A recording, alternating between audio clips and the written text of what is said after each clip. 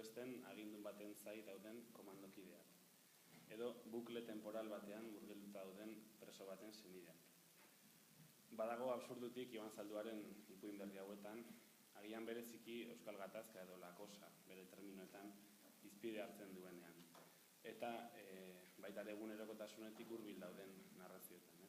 Registro dramatiko edo tragikotik aparte, absurdurantz egin du egileak, errepikatzeren errepikatzez edo itxarotearen itxarotez, esperpentikoa bilatutako realitate bat irudikatzeko.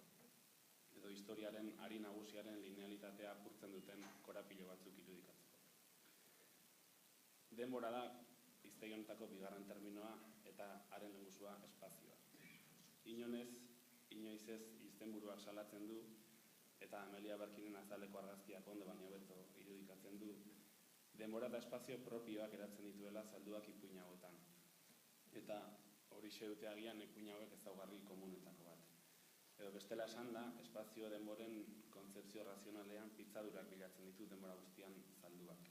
Errealitatearen neurri horien mugak nabartu egiten ditu, eta malgutu eta manipulatu egiten ditu denbora zein espazioa beti ere fikzioaren mesedetan. Hots, ipuinaren, fikzioaren espazio denbora propioak, fikzioan soilik ditezkenak eraikitzen ditu trebetasunez.